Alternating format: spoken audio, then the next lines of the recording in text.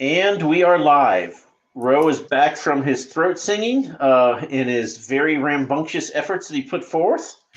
Um, and we are missing a guest.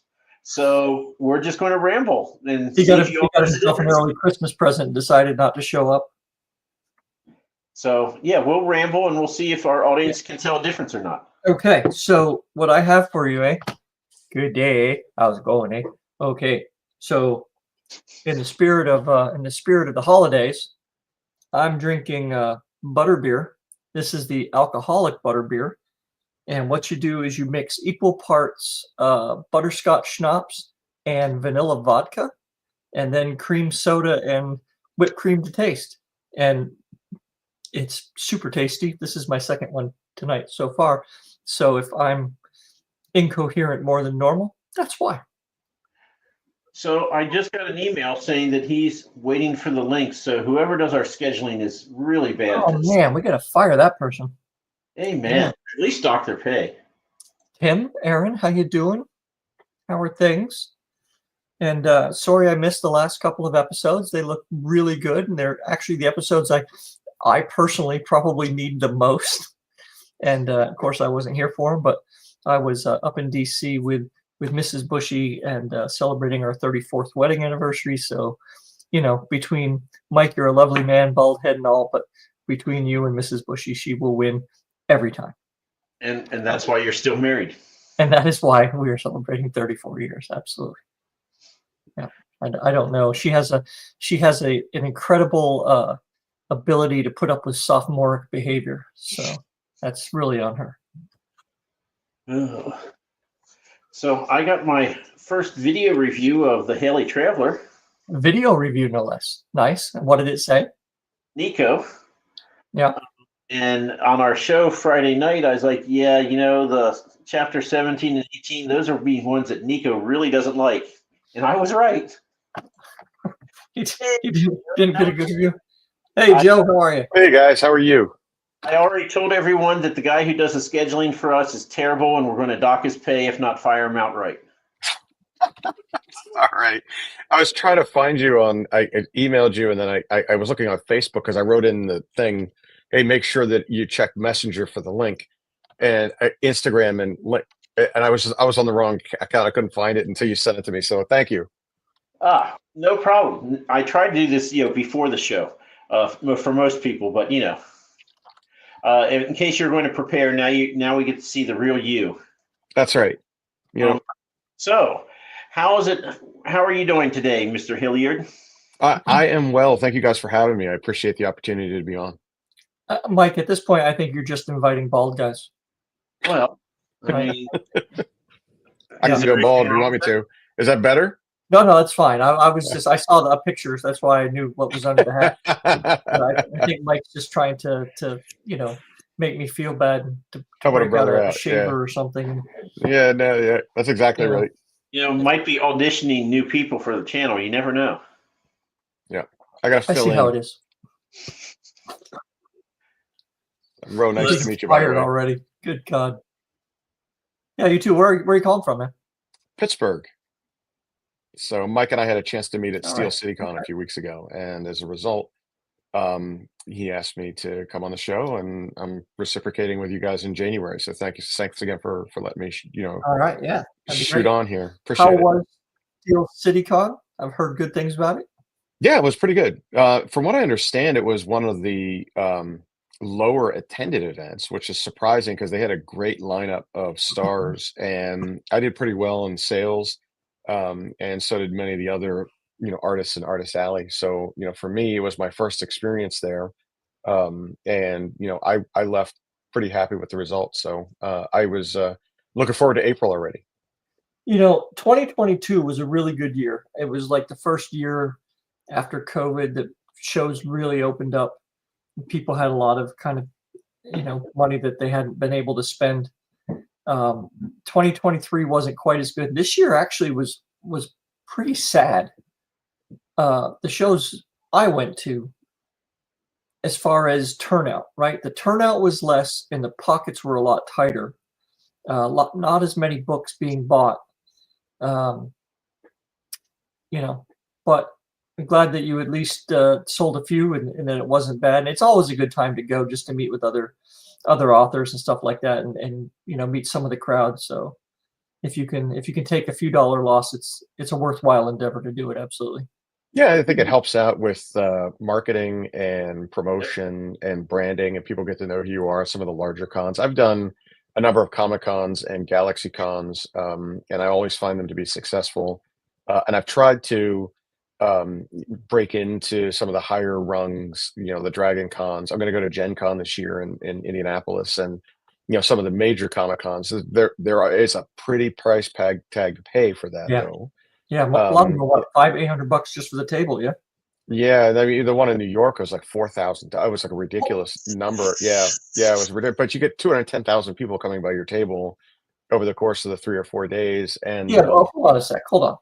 Now you're going to make me do math, which really kind of pisses me off a little bit, Joe. But you're a guest, so it's not on you. It's on me for sucking at math. So that's you okay. use the I spreadsheet. saw Aaron's question too, by the way, that popped up. And Aaron, thank you very much for asking. Mike and I had a chance to meet at the con, and thankfully he was introduced to me by Allison Ivy, who was my business associate. She was at my table, also selling her books and wares, and as a result, I had some air covers. So I haven't. This is my first real exposure, deep, dark exposure to Mike, and we'll find out how it goes tonight. So outside of that, he was on his best behavior, so it wasn't much of recovery time, if that helps. Yeah, he's usually sober at those things. So yeah, you get a little bit. So you'd say it cost $4,000 to get into the New York City one? It was something ridiculous like that. Yeah, Okay. It was an Let's just say outrageous. $4,000. Yeah. Mike and I sell our books at $16 a piece. Mhm. Okay, or like 3 for $40, which is like $13.50 a piece or some nonsense.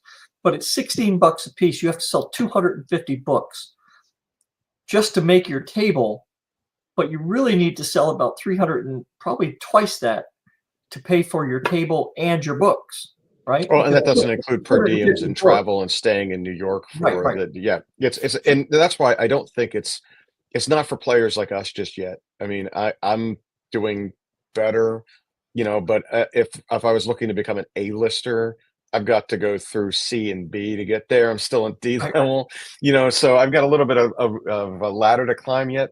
But I did look at it, and the reason I looked at it too is, based on the amount of people that come through, as well as the list. I mean, you can buy their list for $1,000 or whatever it is, and adding that to your email list and things like that will I think that could help in a variety of ways. It was just an investment that neither me nor my publisher were willing to make at that point. I think I've got to make a little more strides, so I'm getting there. Yeah, I mean, you just have to sell so many books to cover that. I mean, I can't imagine having 300-400 books on hand, much less selling that many. Yeah. And we're going to get to your publisher comment here in a minute, but yeah, that's kind of crazy. But 200,000 people, yeah. I mean, if you're going to do it, you're going to do it there. So. Yeah, and I think that there's something to be said about the amount that comes by, coupled with expectation for those kind of events, as well as, it's a target-rich environment, and Right. if it's anything like the amount of people that I've seen come by me at Steel City Con or some of the other cons I've gone to, like I was, there were back-to-back Galaxy Cons I went to in Richmond and Raleigh in 2024 or 2023 rather, and I sold out at both of them. And that was plenty of books that went, and there was 60,000 people that came by over a 3 or 4 day period. So if you times that by 3.5 or 4, then it does put it within the realm of possibility. But again, you have to be pushing too. Like I see a lot of artists that just sit there and they're passive, and people walk them by. You have to be out there like a carnival barker in some instances. And even if people say no, or they walk by or they ignore you, it's okay. Just keep engaging, and they will come.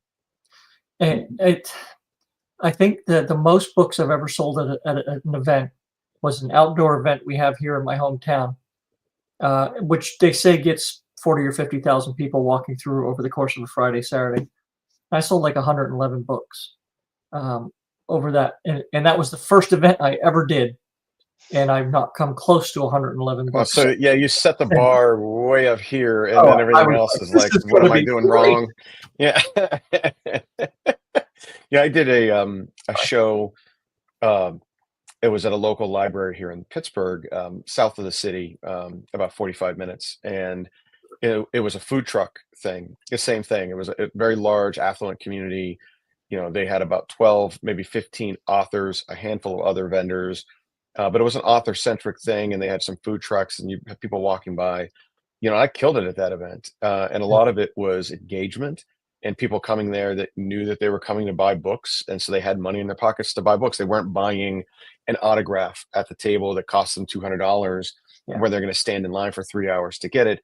These were people that are coming directly because, hey, this is a book thing, and I'm coming to buy books.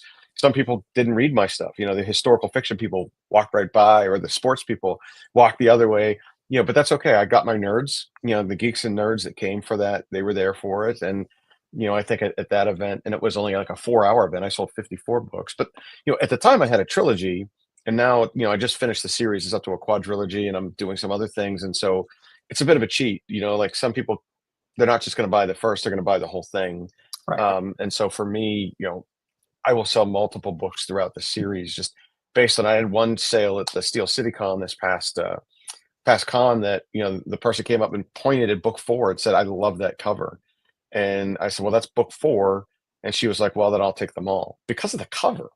Right. Yeah. And Yeah. you just, it's sometimes it's just strange where people, she didn't even read the back of it. She was like, I want to know what's in that book because I like the cover, you know, and that was it. Yeah, your covers are really nice. Well, thank you. I can't take credit for those. I have a illustrator in the UK. Her name is Larch Gallagher, and she has this way of doing photo manipulation and relating it to fantasy readers. And she kicks butt. She's won awards for them. And the only thing I can take credit for is some of the concepts. You know, telling her what was in the books. But to her credit, she's a nerdy Dungeons and Dragons player and read the Nice. books and got it and was like, oh, okay, I'm going to put all these little symbolic things together and, you know, punch you in the face with it. She And, you actually know, read your books first. yeah, Yeah, she read the that's books. a rare artist right there. Yeah, she was into it, you know, and I think that, you know, the idea, you know, so I sent her the manuscript of book 1 to get the first one done, and then we talked through the others, and she started putting them together for me so I could start to advertise for them and pre-sales and, you know, all the kind of things that come with that type of stuff. But you know, to her credit, you know, she read everything that I sent her, and she got it, and she lifted that from the novel and created what you see. Well, one of the things you see behind it. Nice. That's awesome. Now you are you're not pure indie. No, I'm traditionally published through Dragon Moon Press. So she's a small press, and if you can't tell by the name, you know, it's pretty much a fantasy specific press. She has about 60 authors. Now there's a nice crew of us that, you know, vary in different places. So you're going to see people like me in epic and dark fantasy. You're going to see others in YA. You're even going to see a little bit of sci-fi and dystopian stuff among her portfolio.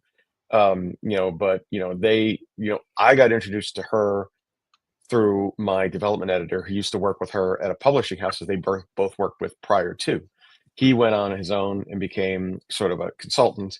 She went on her own and opened her own imprint. And, you know, he, after doing the development edits on my book, said, this is publishable. You should go talk to Gwen, and, you know, connected us. And from there, you know, that was the launch of the first book, and now the 4. Nice. Awesome. Hey, Alex, Merry Christmas to you as well. Thank you all for joining us here on Christmas Eve. Mike, does your mic work? It does. All right. I'm just, you know, wandering, just letting y'all chat. The gummies are kicking in. The edibles are kicking in. He's smoothing out right now. He's real mellow. Joe, the one thing that we always tell people before we go live, but you didn't get that opportunity, is to make sure you have copies of your book handy. Do you have copies of your book handy? Why, yes. And yes. And yes, I'm not going to pull them all up, but yes, I do. Yeah, so, you know, this is the most time. recent. To do that, I have to kill my background, but hold it closer to the camera. Yeah, it's all right. You guys will see it. It's called Echoes of Ghostwood, and it has a ghostly look to Yeah, it you're because of right. the way That's this checked is out. going. So, but thank you though. I appreciate the opportunity to share. Maybe if they're back here a little bit more. This is the fourth book, and this is the second of them all. So, if you like the covers, check out jvhilliard.com, and it'll take you to there, and you'll get a chance to see them all, and read a little bit about them. Yep. And Chris wants to know, who is your artist again, and how did you find her? Her name is Larch Gallagher, and she's based in the UK. And I was introduced to her by my development editor, a guy named Dane Cobain. And Dane and Larch have worked together on projects. He had referred me to two people. And when I talked to Larch, there was no one else. It was like, this is perfect. This is exactly what I'm looking for. And she sent over the first couple of runs at it. And after several iterations, I beta tested it with my friends to see which ones they liked. And everyone was like, this one pops, this one pops. So and she's done And they were right. all of them, moving forward. So she's been great. So check her out. I think her Weebly is Larch Gallagher UK. I might be wrong. It might just be Larch Gallagher. But if you look, Larch, Larch Gallagher, and you'll be able to find her stuff. And she does a lot of things. It's an eclectic mix. It's not just my stuff, not just fantasy adventure. So, who is your main character? Because we're going to talk about your books at least for a little bit. Well, sure. So I in all great epic fantasy, you have multiple points of view main characters, right? So I have 3 heroes and 1 villain. But the main character is a character named Damus Alaric, who is a seer. He's a prophet, someone in his realm that's called a keeper. And they keep this forbidden knowledge that's bestowed upon them through prophecy and oracular magic that's provided to them by the god of knowledge, this Arud. And Damus is a young keeper in his early 20s, but has always had problems controlling his powers. And as the first book opens up, he sees the villain coming back basically to take revenge on his sect, a fallen keeper, if you will, someone who was wronged by the sect or did wrong by them. He doesn't know the story. He was too young for it.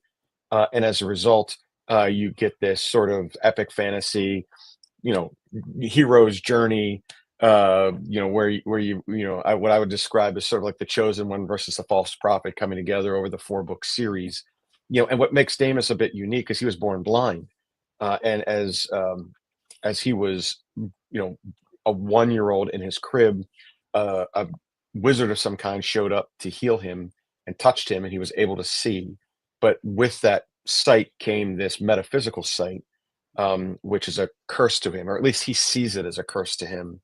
And he's having a hard time mastering it. It takes a physical toll on him as part of it. And of course, as the villain comes back to take his revenge, Damus is the only one that can see him, and hence the last keeper. Nice. Cool. I like it. What do you do in your day life? I'm a defense lobbyist, so I do primarily stuff with Congress, the White House, Pentagon, mostly in technology, and I represent companies to varying sources of public money, so that they can do research and development or testing and evaluation of their technology, and then finding some sort of technology readiness level that will allow them to get subsidies to develop something that will help the warfighter. And so that could be. I've worked on crazy things, like things that that are these burlap horns that create wind energy that they could take out into the middle of the desert and just stack them up and collapse them down and put them on the back of a Humvee, all the way to medical technology that helps for recovery and things like that too. So anything far reaching and few and far between. And I've used that experience to really what I like to do in all of my novels is kind of insert some real life scenarios into a very fantastical world, and that's really where a lot of the political stuff has come from, not just government to government, but also country to country, state to state. And I think that plays out very well and very realistically in the realm of Warminster that I've created. You see something there that I've seen from the inside and covered it up sprinkled a little magic dust on it, and but you'll see real live historical battles. You'll see real live historical situations that diplomats and legislators and presidents and world leaders have seen, but you're now seeing it through the eyes of the realm of Warminster, hidden behind fantasy adventure. And I think a lot of that is fun. And if you asked anybody on the Hill what I did in my spare time, what books I was writing, they would say, "Oh, you're writing historical fiction, or you're writing some biography of some, or whatever." And meanwhile, it's like, no, nerd. Right. I play Dungeons and Dragons on Sunday nights, with my friends for the last 20 years. It's and people would probably shake their heads and still not believe it, but it's true. I envy all you guys who find the time to play D&D like that, man, because I'll tell I you don't what, know, man. you look at, thankfully, I think we all have wives that allow us, some guys play poker, other guys go out to ball games, and not to say that we don't do those things too, but we have a regular game, and our game's Sunday night, 6 to 10. For those of us have kids, the kids are in bed, they get ready for school. Those of us have, responsibilities. That's a day typically at a time you're not working, and things like that. And so we've been able to carve something out.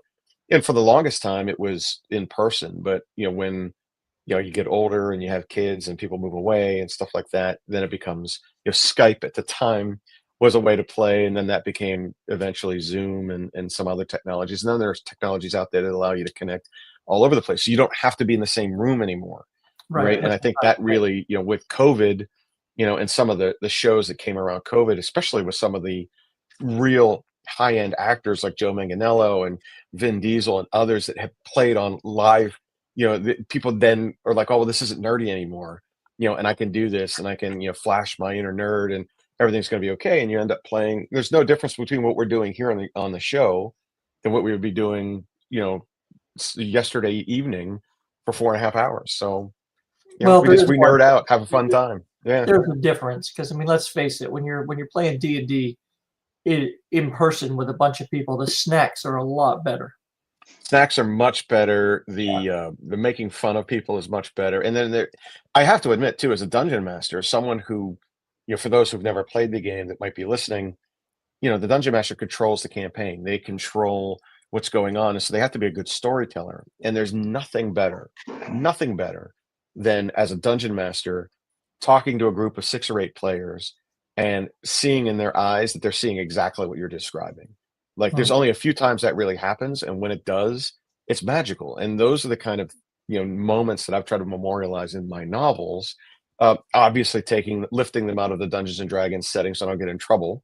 And changing the characters and stuff like that. But I bury Easter eggs from our adventures in the novels because my players like it. But ultimately, they're battle tested scenarios where if the players love something and they still talk about it, like there are times we will talk about adventures on Christmas, and our wives are looking at us like, "What are you guys talking about? Like, this didn't happen." And it's like a group delusion, but it did to us, right? So like for us, we survived this battle, and we'll talk about it for years, and make fun out of each other for doing certain things and stuff like that that never really happened. But those are the things that have a stickiness to them, and sticking them into those novels will also bring other nerds that like that same kind of stuff and say, "Oh, I get that," or, "Oh, I can see." I get that a lot with my battle scenes. Like, I see D&D play here. I get it. I know exactly what's happening. And it kind of, you stage it the right way, and certain things that happen, and it just I really enjoyed taking that skill that I've honed over the years as a verbal storyteller and dropping it into my novels as a written storyteller. Okay, so question for you and for anybody in the chat. If you're a D&D player especially, what element of that kind of nerd culture would you like to have visible at your funeral? A 20-sided die on one. Yeah. Oh, that's bad. That's bad karma, man. That's bad karma. Now, I think that, if you could, I am not an artist. And the way I've been able to memorialize my characters over the years has been keeping their old character sheets. Some of them are still, on paper with pen and stuff like that. Others are now sent to me as electronic character sheets. I think having them somehow displayed, how people display pictures.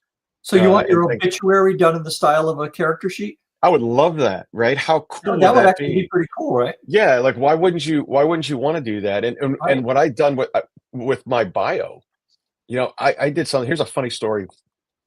I was going on a radio show, or trying to get on a radio show, and the host said, I get lots of requests for people to come on the show, so send me something creative and convince me to put you on the show.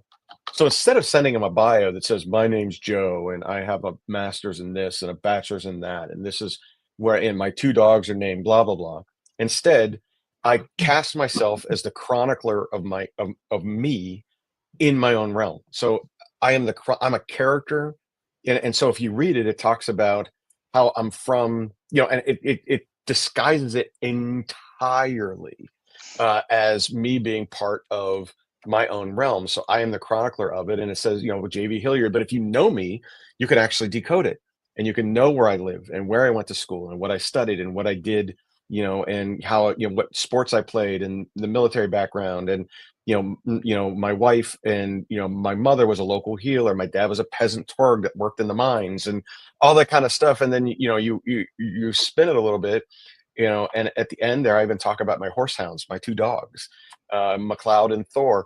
And the guy on the radio station turned me down. He said, what is this? This isn't what I asked for. And I said, this is exactly what you asked for. You asked for something creative, something that was going to pop, and you cared enough to tell me no. And I love it, and I use it everywhere I go. When people start reading it, when the people try to introduce you and they haven't read it yet, and they get through the first line, they're like, what is this? And it's pretty cool. So I think that obit spun in that kind of way would be cool, and listing all of the characters I've had, those that have survived and those that perhaps might have died along the way. Did you get on the radio show at the end? No, he didn't have me on. All that, and I use that. I mean, when you look at my books, it's in there. It's on my.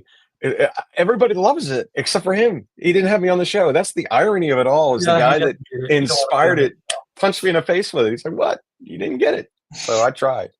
What's your military background, Joe? I worked on the Hill, the Armed Services Committee, for about 6.5 years for a U.S. senator, and during that time, and every male in my family going back has served in the military. I was the first of us to go to college, though. So my uncle was paralyzed. He was a Marine. He was paralyzed, and I grew up by his bedside. And my mom was his nurse, and he was like a second father to me. And so I loved everything he did. And as someone who was a quadriplegic, he was very limited in the things he can do. And so one of the things that he was able to do was write stories.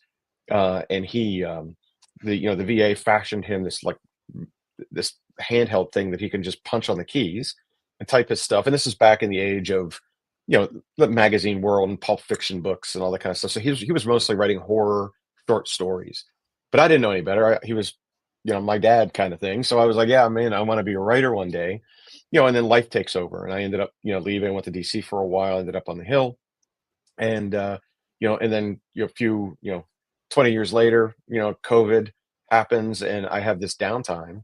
And if you can't tell, I'm a pretty energetic guy. And my wife's like, you're going to drive me nuts. You do something while you've got all this downtime. And so I said, you know what? I'm going to write that book.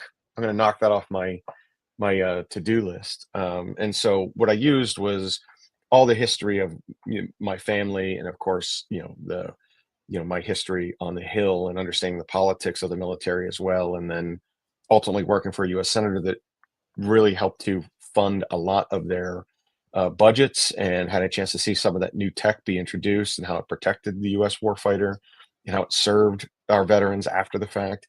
It's a once in a lifetime thing, and I did it for about as long as anybody can. And then, you have a family, and it's time to cash out. And DC is not a great place to.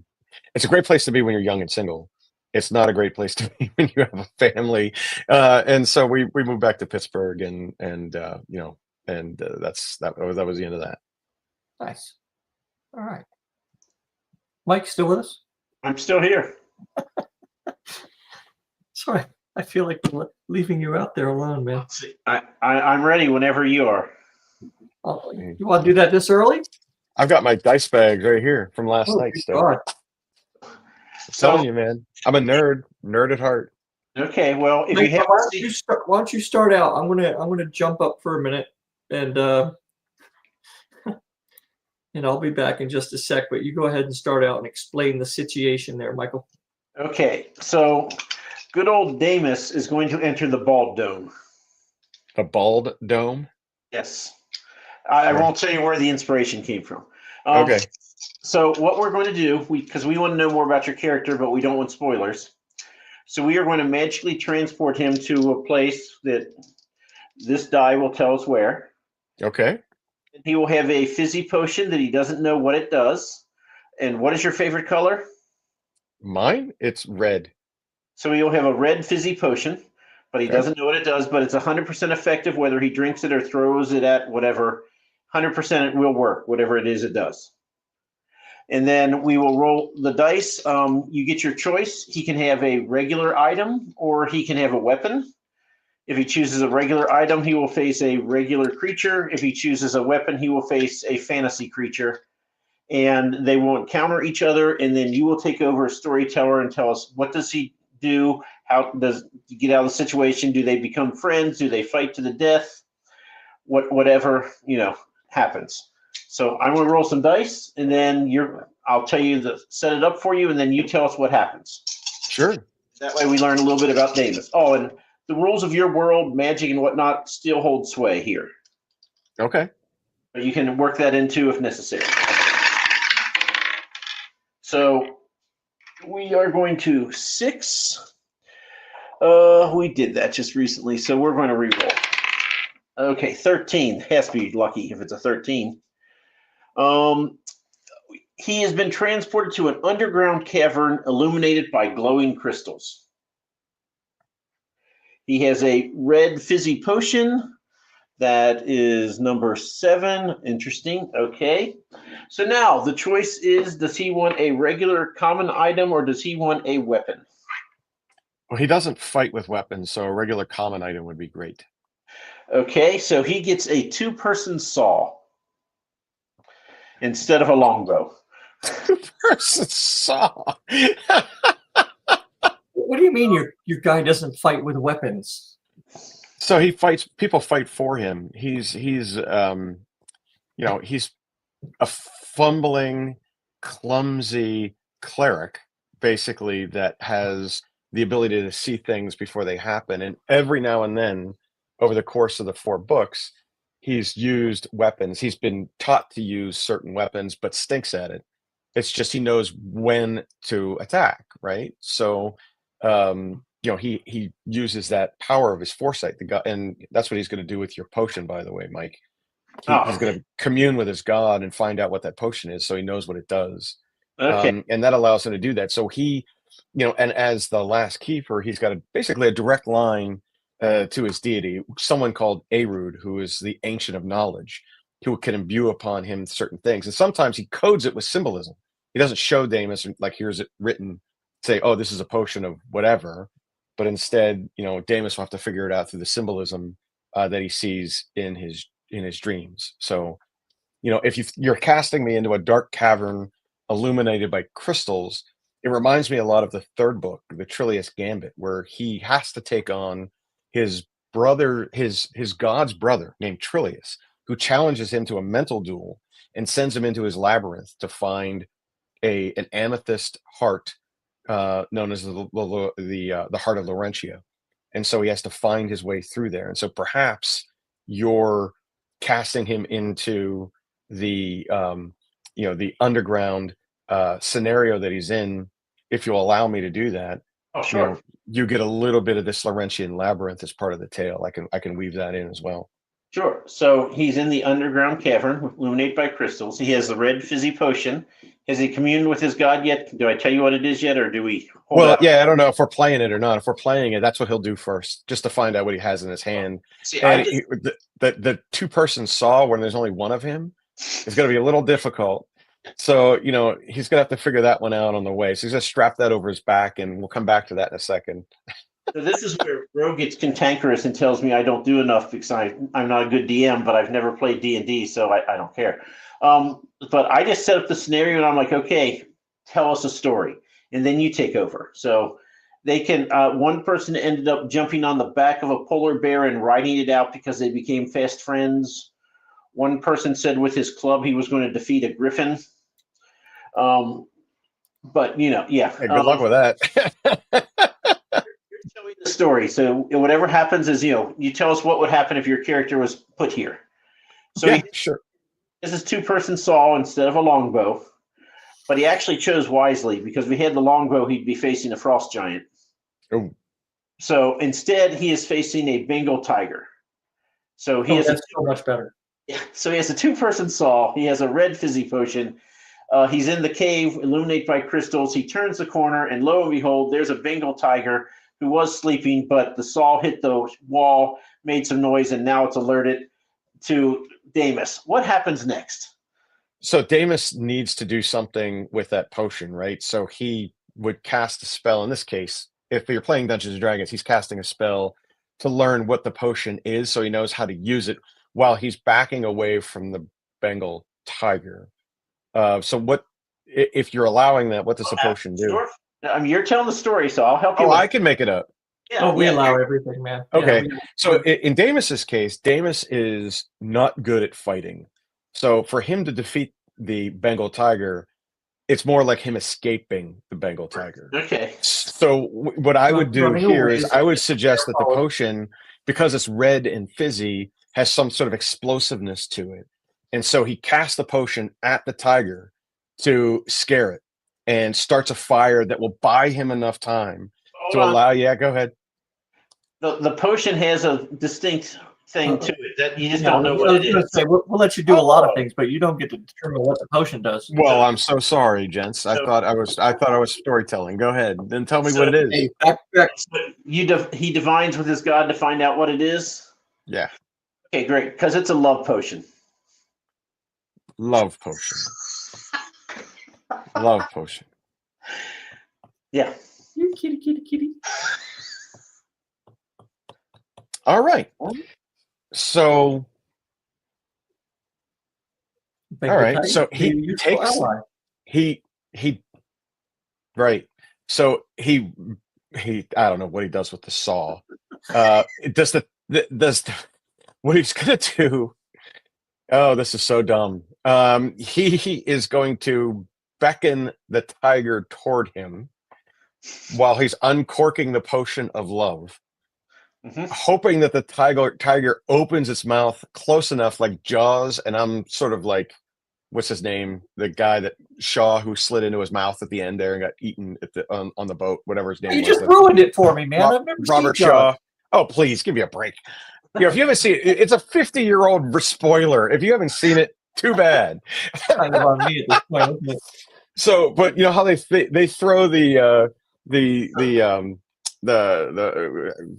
extinguisher into his mouth, and that's what he's using to kind of fend it off. In this case, I'm begging the tiger toward me while shaking the saw with one hand, hoping that it makes a wobbling noise enough to confuse it. And if it comes close to me, I pop the cork and I throw the love potion into its gaping maw in the hopes that the effects of it are enough that I'm able to charm it just before it closes its maw on my mouth. Not like Robert Shaw's character. Quint was his name, by the way, in the movie where Jaws closed his mouth and that was the game over. This one, if Damus is to win, he needs to charm the tiger because he sure as hell isn't going to beat it, and he can't run from it. He's fat and kind of clumsy and not really good at what he does. So like he would have to try to escape. So that's what he's doing to try to overcome a very difficult obstacle with a 2-man saw and a love potion. So you've created, sorry, Mike. You've created a hero for a fantasy world who has dad bod? Yeah. So like the irony here is like Damus. So the concept of Damus is one that is sort of anti-hero-ish, right? Where he's the reticent hero. He doesn't want to be a hero. He wants to be normal, but he's never been normal. And as a result, he was kind of cloistered. He comes from this royal family. They hide him. from society because they're embarrassed of him. But his power is always out, and when they out, something bad happens. He's always foretelling of a person and their family's death, or he sees something happening that that he should be telling someone about, and it's like Tiresias from the Theban plays, where it's like when you see him coming, he's going to tell you what's going to happen. You're not going to believe him, and it's going to happen anyway. Well, that's Damus, right? And in Theseus from Damus's the case, Theban plays. Yeah, that's exactly what I was thinking. well, the Theban plays, right? So Tiresias is the character in those. Look it up. You'll see what I'm saying. All right. Yeah. He's this, misanthropic, oracle that everyone is fated not to believe, and he has to go and tell them what's going to happen to them, and he knows they're not going to believe him anyway. Well, that's Damus, right? Except Damus is, he's untrained at everything. Like his family hides him from things. He never picks up a sword. He never wears armor. He barely can ride a horse. He's pampered at a certain age, and then they send him to the cathedral where they know that they're trying to harness his powers, the Cathedral of the Watchful Eye, where he's learning to harness his powers. And while he's there, there's no real physical activities there. It's all mental. Like they put him in classes and they have him doing exercises, but these guys are not the guys that are out on the front lines. And so he's kind of a chunky, lovable loser who just has this amazing godlike power to see the future. It has no control over it and doesn't know when it's going to happen. And so, yes, he's not the standard hero that the girls are going to swoon, and he's going to be firing 3 arrows off of his bow like Legolas and all that kind of stuff. Instead, he has to use his wits and a little maturity down the road to pull him through and become a hero by book 4. Nice. And book 4 is the finale? Yeah, so Echoes of Ghostwood is book 4. It's the one that was released here in September, and it is the finale of the first segment of the Warminster saga. So it's a quadrilogy, starting with The Last Keeper, running through Borodin's Lair, then Trillius's Gambit, and then we end with Echoes of Ghostwood. So you kind of begin and end in the same place, which I think is a pretty cool way of. And then, this coming year, I've got 3 books that are coming out that are standalone novels about my most popular characters in the book, including Sir Ritter, in Canis Druwaith, who's one of the villains, and Princess Adeline. And she'll kind of bring up the rear because her book is written in the form of a diary that takes us from series 1 into series 2. And Ritter's story and Canis's story are mostly origin stories about the hero and the villain. Or one of the heroes and the villain. Before we get to my exclamatory, you've got 3 books coming out this year? Comment. Mike, what happens to the tiger? So the tiger falls desperately in love with Damus. Sorry, not Camus, Damus. And I think that Damus just gets a familiar. Yeah, that's great. And then he walks away with the tiger, and then now he has someone that can defend him. And help with the 2-person saw if necessary. Well, how long is this potion good for, man? Just enough to get me out of the dark caves. That's all I care about. Just get me out of the dark caves and we'll be fine. He can stay. I'll send him home before the potion wears out. I was going to say there's a ladder, but the tiger could just jump up anyway. Wouldn't need the ladder. So There you go. Maybe Damus is just really endearing, and the tiger just wants to hang out with him anyway. Maybe he is. Maybe the He's tiger thinks, I'll just put this guy away for a lunch if I need it later on. For now, Maybe the tiger likes lean, meat. That's right. It's pretty good. So yeah, fatty on this. Yeah, one. there's a little too much pudge on my guys, so that's not going to work out. So all right, so back to the other question. You got 3 books coming out next year? I do. The first one is entitled The Black Rose, which is Are they all done? 2 of them are done. The third I'm trying to finish. Writing a diary is a tough thing to do. But the first one will come out in April. Black Rose comes out in April, and that's in Canis Druwaith's story. And then Trollborn, which is Sir Ritter's story, comes out in August, and then this time next year, Vermilion, which is Adeline's book, will come out, and then that'll lead us right into 2026 when the new trilogy comes out, and the graphic novel. How often are you writing, and how I mean, are you like an everyday writer, or are you a 5,000 word at a time writer? What's your process?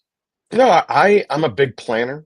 So I write almost exclusively after I've outlined the novel. I'm not much of a pantser where I can sit down and just write by the seat of my pants. That doesn't happen for me. I've come up with ideas like that, and then I try to find a way to weave them into a story neatly. And for me, I do try to write every day. Now, sometimes I'm more successful than others, Sure. but I think that's important to keep momentum. And even if it's just a paragraph or two, it doesn't matter. Just something that adds to what you've done. Even editing, going back and seeing where you think you've done well or where you've done perhaps poorly, and go back and change some things or add some stuff to it. But from my perspective, it's a lot of big planning, especially when you're dealing with epic fantasy. You're dealing with histories, you're dealing with magic systems, you're dealing with a pantheon of gods, you're dealing with governments, you're dealing with things that people want to immerse themselves in your world. This isn't a standalone where you can get away with, we don't know what's going on, but that's okay. This is, the readers of this genre want the deep dive. They want to know, like they do with Tolkien. They want to know, like they do with Martin or Salvatore or Weiss or any of them. They want that deep dive. And so for me, you have to be able to provide that, and you have to stick to it, and you have to remind people of it. And there are habits that happen where people send a quick prayer to Threnody, the god of death, when someone dies, or they pray to the god of good fortunes, Nothos, when things happen, because that's what they would do, right? So like you have to have all those kind of, I don't want to call them colloquialisms, ready to go, but something to drop in to make it repeat over and over and over again, so people can then feel like they're immersed in it. And so for me, I always write the end first, then I go back and write the beginning, and then I fill in the middle. But that outline helps me do that, and that way I've captured everything that's on the big whiteboard, all the notes, and they get erased or thrown out once it's in the novel, and that way I know everything's baked in. Nice. Far Yeah, it's a more. little OCD-ish, but it's But you know when you have what? OCD, it's okay. Those of us who are not OCD-ish in that way secretly wish we were. Nah, So, I don't know about all that. Sometimes I wish I'm not. Yeah. So I guess grass is always greener. Yeah. There you Yeah. go.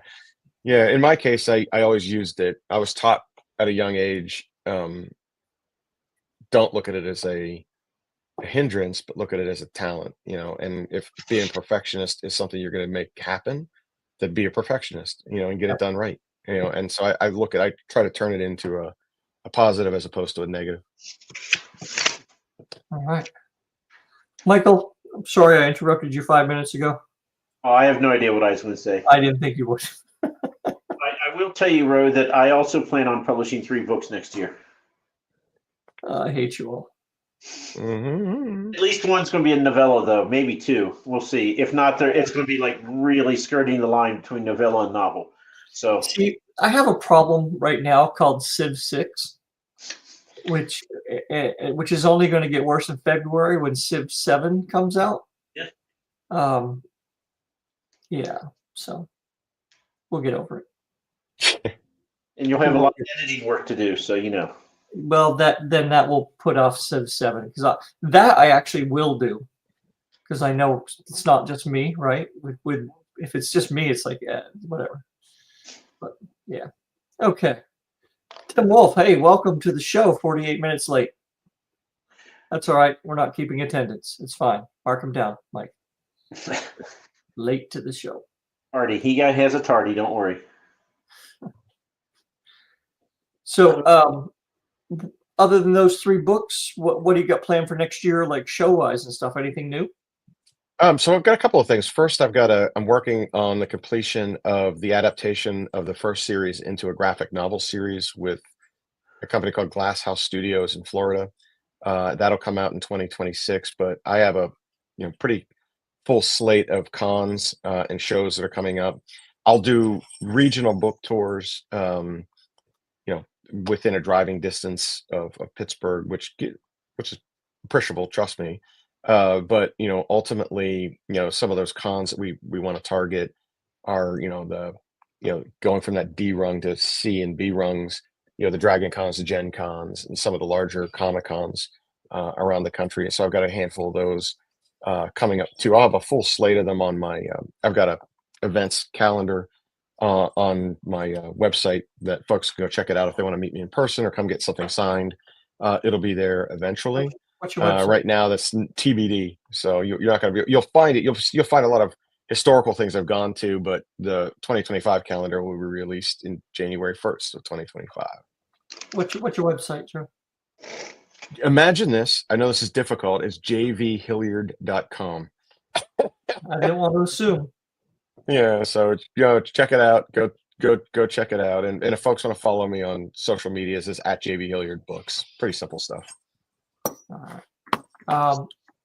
And so anything like new that you're going to be doing this year that you've never done before? Well, I mean, graphic novel, yes, that's new. The 3 books coming out, no. We just relaunched the website, so that's sort of in the wheelhouse. I do own a magazine called Altered Reality.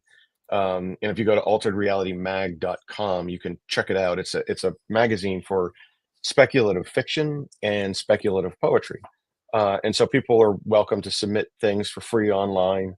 And we have published authors that have won award-winning names you'll recognize, all the way down to people that are, we become their first portal to publication. But it's, sci-fi, fantasy, dystopian, horror, gothic, monsters, anything you can find there.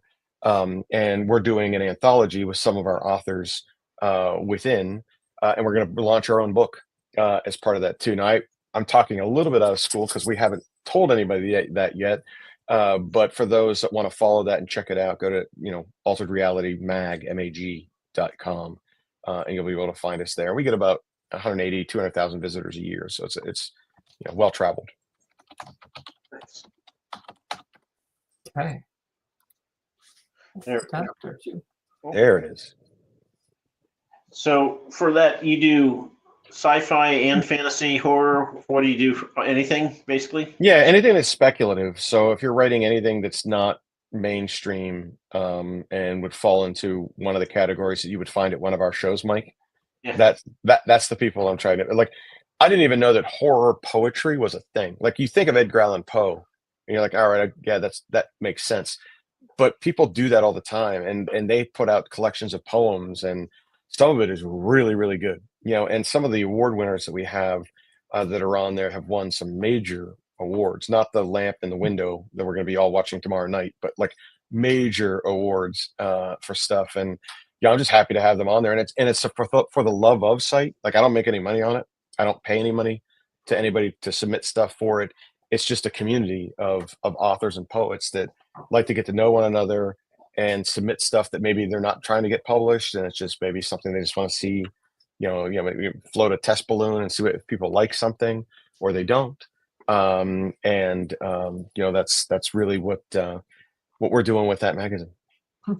Yeah, I would say me listening to poetry would be horror, definitely. So Come on, man, broaden the horizons just a little bit.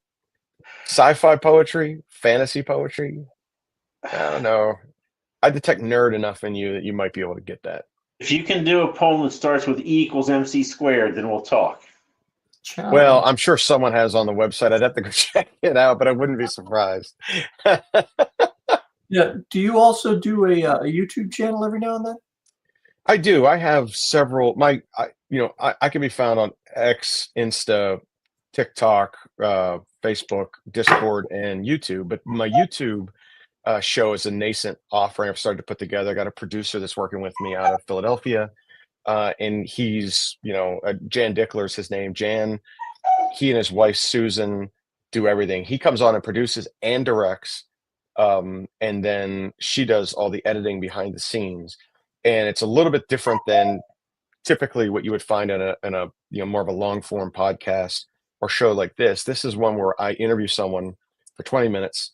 We chop it down to 10. We take a bunch of pictures and stuff we find online and anything that those authors or other creatives can get us. And then we kind of morph it into a 10-minute edited short form video that we then put out that we can cross promote. I cross promote it on our website. I cross promote it on Altered Reality. I cross promote it, through my socials, and those that are around us do the same, while our guests are able to do the same thing on their side. Now, we don't have many followers yet, but we got a lot of folks that are downloading them from other places. We're just trying to pick up a little bit of steam there. So you're right. It is a nascent effort, but it's one that I'm proud of. It's really, Jan and Susan do a really good job. For Sorry. several months now, we've been kind of pushing the drive to 500 for this page, and we're still stuck in this 370s. So Well, I'll tell you, I see the people that know. are jumping on. I mean, that's great. I mean, sometimes you get fans that love to be part of it, and other times, people just casually float in and out and stuff like that. But I'm telling you, that's how you build your audience. So you guys are doing well and very professional at it. So well done. Well, thank you. That's Wow. unexpected. You come on tomorrow too? Except for That's the something creepy we've never dummy been that's called hovering before. behind Mike in the corner that looks like I don't know. It's a little like I don't know what that is back there. It scares me a little bit, but hey. That is Grommy. That's the main character of Becoming a Druid. We're not in prime time yet, so I will hold my comments to myself. So when I went to Indianapolis Comic-Con, I brought that, and I had a end cap, and I put it right there, and that was like everyone's navigational beacon. Like, go to the Druid, take a left. So, but it's hard to find shows where you have enough space so I can actually bring them. But when I do, I always have the feet sticking up so that anyone who passes me will see 2 feet sticking up in my back seat and wonder what the hell's going on, because I get amused easily. Hey, there's nothing wrong with that as long as the cops don't pull you over. That's right. I won't even say it. Never mind. Nope, I'm done. Okay. Sit that one out, bro. Sit it out, man. So good taste has gotten the best of me here in this particular instance. And this is with you having a couple tipples in you too, no less. A couple, right? I think that's probably what's keeping me on a level playing field right now. Yeah. Oh, Trinity, that's because both of us have been drinking. That's why we're fun tonight. Yeah. And if you scroll all the way back to the top of the chat, the recipe for alcoholic butterbeer is there, and it is fantastic. 'Tis the season, That sounds. Ugh. No, it's good. So I got 3 different flavors of what do you call it? The homebrew distill yourself whiskey, clear spirits. People do it in the mountains, like moonshine. That's the word. Oh, okay.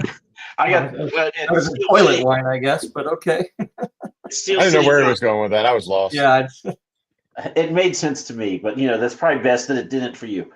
I got 3 different flavors of moonshine at Steel City Con. So. Oh, nice. Yeah. So. Nice. What flavors? Root beer float, Ooh. pomegranate, and Oreo cookie sundae. I'm down for the root beer float. I've had some of that. I've actually had alcoholic root beer before. They sell it here in Pennsylvania, and it's pretty good. You're supposed to mix it.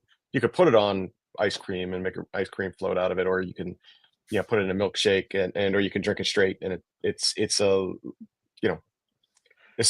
original OG. I'll tell you that. It's good stuff.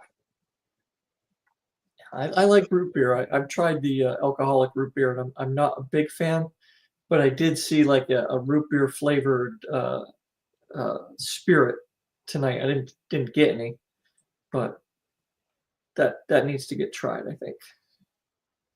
So I'm tempted, because I'm not a big drinker, so I'm not going to drink it straight, but I'm thinking I mix the root beer with Dr. Pepper.